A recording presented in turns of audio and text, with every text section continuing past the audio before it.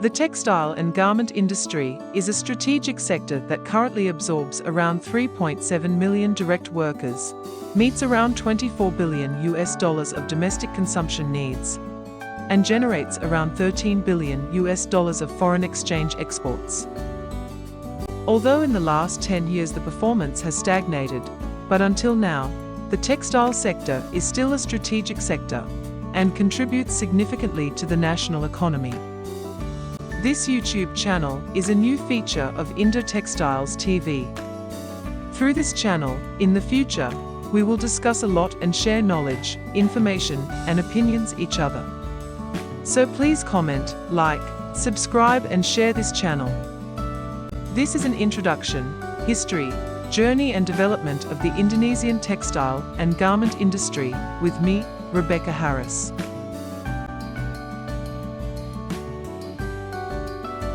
The Nusantara textile culture existed before the First Kingdom was established. Starting from spinning with a reeling system and weaving using gedigan, now there are many kinds of traditional textile cultures, such as Ulos, Songket, Ikat and others.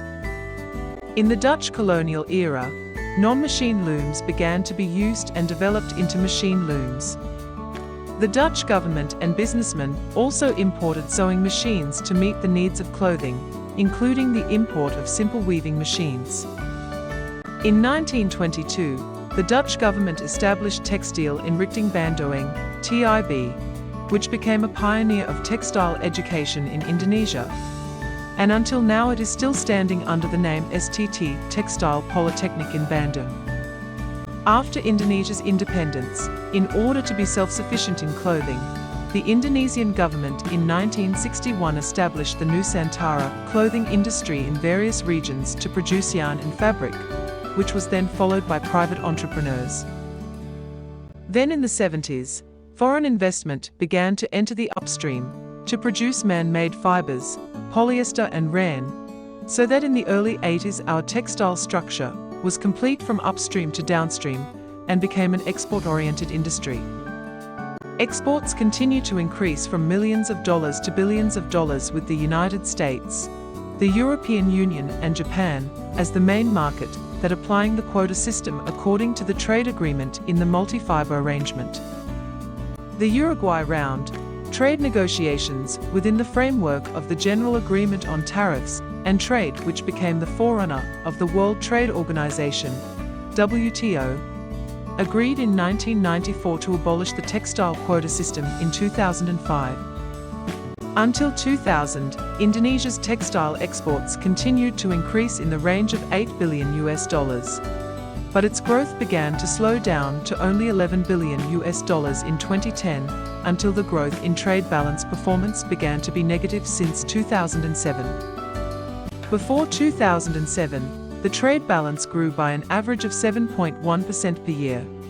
But after 2007 to 2020, the trade balance grew negative 4.4%, as a result of the average export growth of only 2.6% while the import growth of 17.3%. The high import growth, as a result of the implementation of the ASEAN-China FTA, reduced almost all textile and garment tariffs to 0%.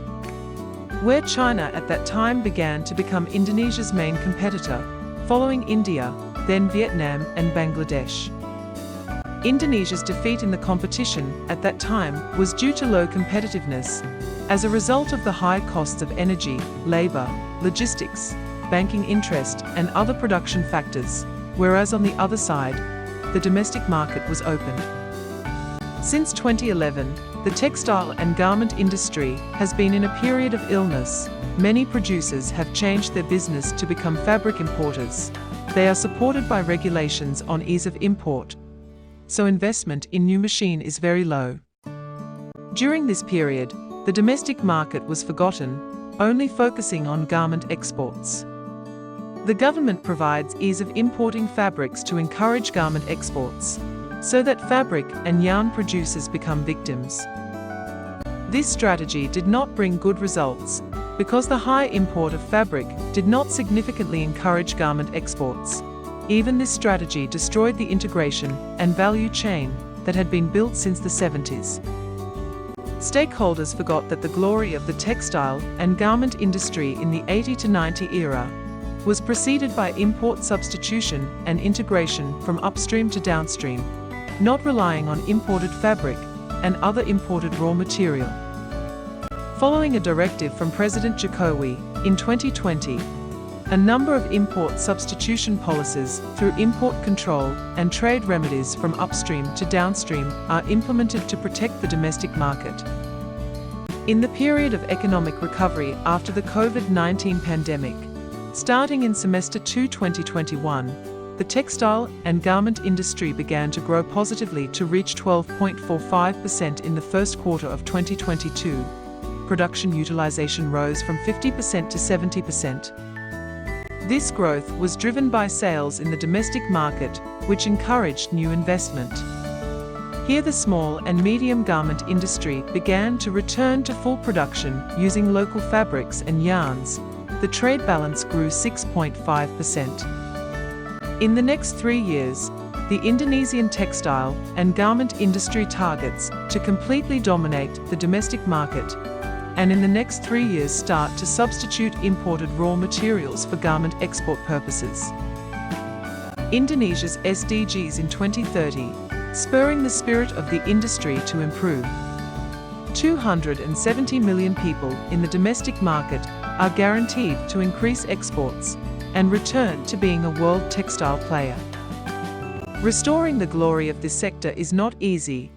A number of homework related to competitiveness and regulation need to be improved, including the obstacles from groups of addicts to imported goods with the mask of globalization and liberalization.